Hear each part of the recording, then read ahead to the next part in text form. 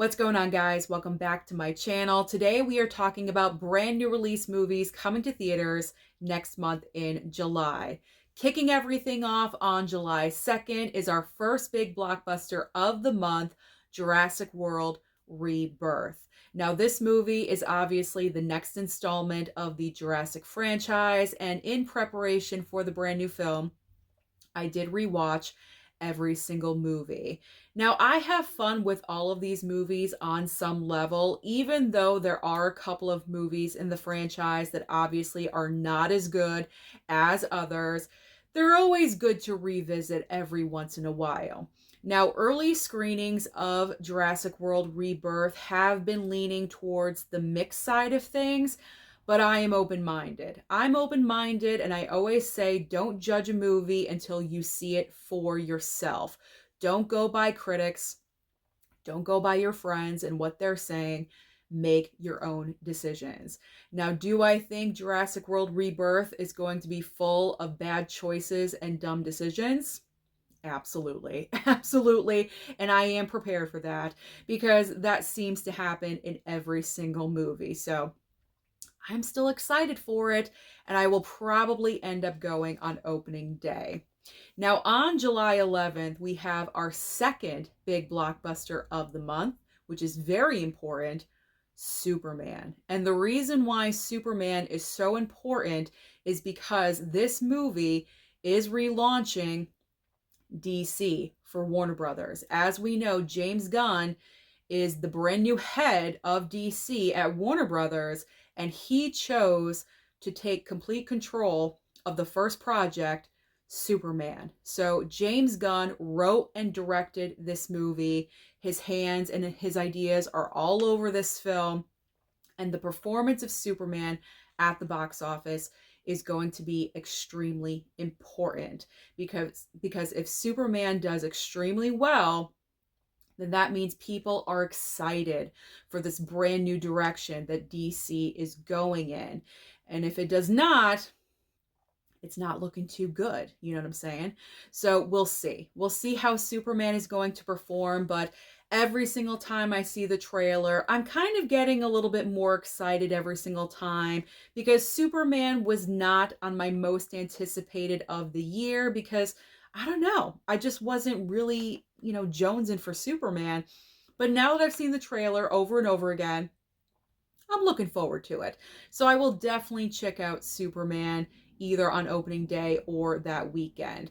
Now, speaking of that weekend, there is another film opening up July 11th.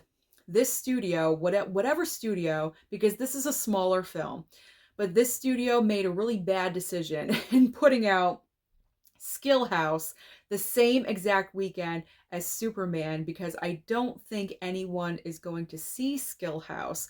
Now, the trailer I've seen for this movie multiple times, and it feels like it's the trailer before the actual trailers for the movies. It seems like this film just I don't even know what this movie is supposed to be honest. It just seems very cheesy.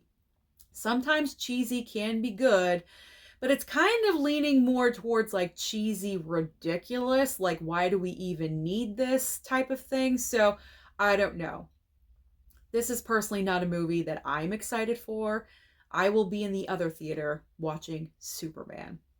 So now let's talk about July 18th. What is arriving on July 18th? Well, I am just flashing back to the 90s because I Know What You Did Last Summer is finally debuting on July 18th. I cannot wait. I cannot wait. With this movie and Scream 7 right around the corner coming out in February of next year, I am just all about the 90s right now because we know these franchises started in the 90s, and I just cannot wait to see what they are doing with I Know What You Did Last Summer now. Now, granted, I have seen the trailer for this a bunch of times because they are promoting this movie like crazy, which is great. I'm hoping it will have a decent opening weekend. But also with the trailer, I'm kind of getting just a little bit nervous because it seems like with the the situation, the catalyst for everything in the movie, it seems like it's very, very similar to the original I Know What You Did. You know, the hit and run situation. In this movie, it looks like a car has flipped over a cliff or something. I'm not really sure what happens there, but it looks very similar. So I'm kind of hoping that it is just a little bit different, and the motivation for the fisherman is kind of possibly a little bit different. I'm just hoping that they bring something different to the table, and it's not like a complete, like, not a shot for shot remake, but you know what I'm talking about. Like, let's get something new going. But I am excited because Jennifer Love Hewitt and also Freddie Prinze Jr. are returning. And I feel like those actors were very important to get. They're obviously the legacy characters from the original. So they were important, or I should say the actors. They were very important to get for this movie. So I'm happy that they have returned, and we'll see how they integrate into this brand new film. But regardless, I'm definitely going to see I Know What You Did Last Summer. Let's move on.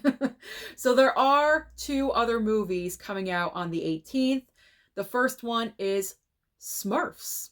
We are getting another version of Smurfs, and this studio, I'm not sure who's putting out Smurfs. I do apologize. But the studio is really pushing the fact that Rihanna is the voice of Smurfette. It just seems like that is the marketing campaign. So you may want to go see Smurfs for that reason, or maybe you want to go and check it out because it looks really cute. But I think this is like Smurfs in the real world or something. I don't know. I'm probably not going to go and see it. This just really isn't for me.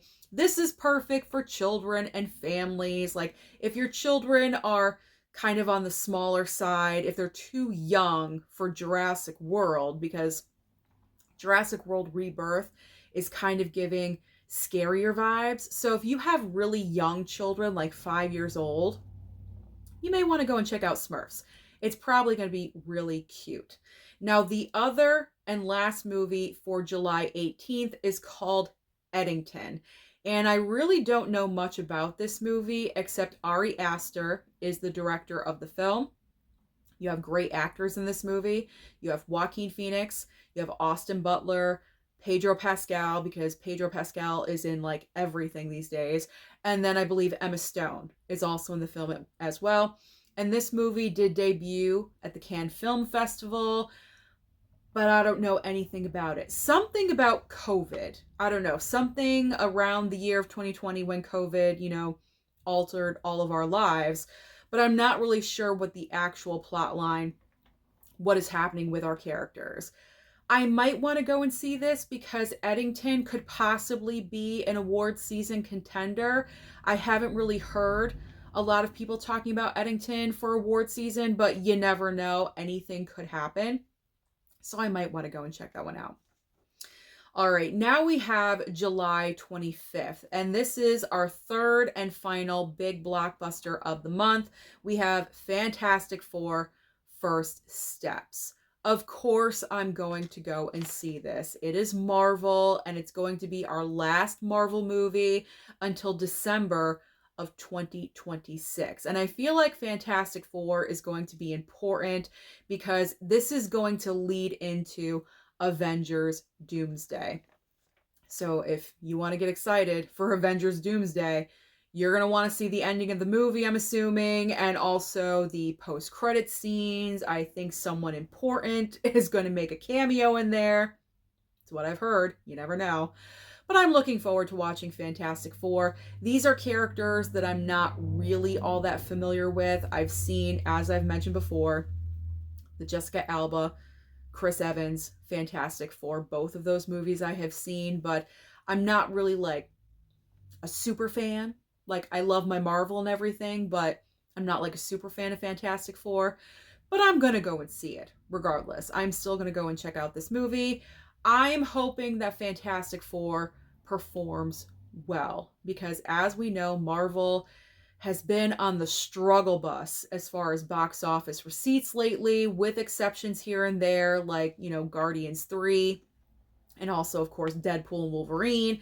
But like, more oftentimes than not, this past year anyway, Captain America, Brave New World, and then also with Thunderbolts, those two movies just did not perform in the way we thought they were going to.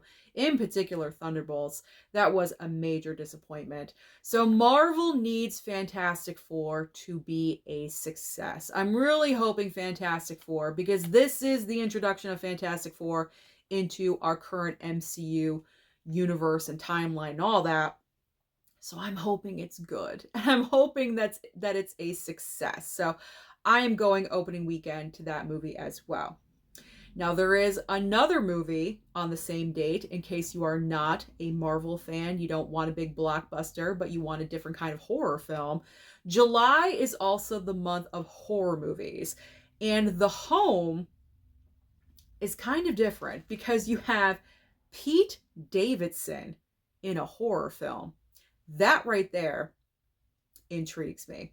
I saw the trailer for the first time a couple of weeks ago, and then I saw it again. So I've seen it a couple times now. And pretty much you have Pete Davidson.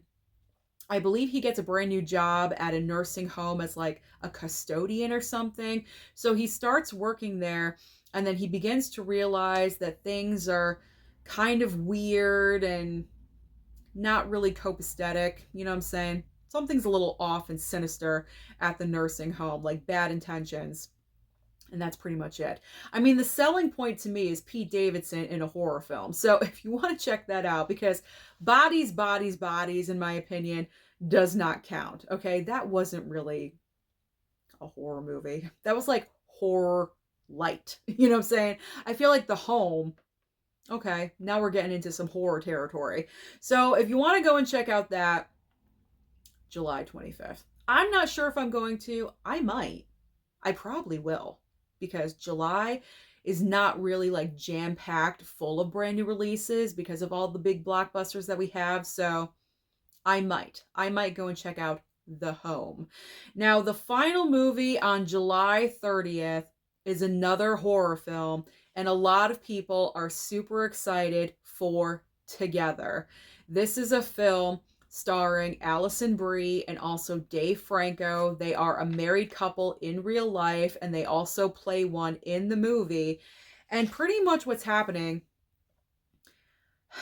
how do we describe this? From the trailer that I've seen for Together, they're a married couple that decide to take the plunge and buy a brand new house. And so once they start moving in and start living there, things kind of change, the dynamic between the two of them. And over the course of the trailer, it's a repeated pattern that the two of them, whenever they make contact with each other, if they're kissing or if they're holding hands or anytime they're touching bodies, it's like their bodies like connect and fuse into each other. Weird. That's weird, but also intriguing. Like, I want to know what's going on in that house. Is it like a haunted entity in the house?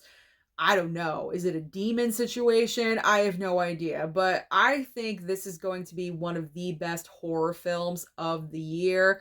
I'm just getting that vibe.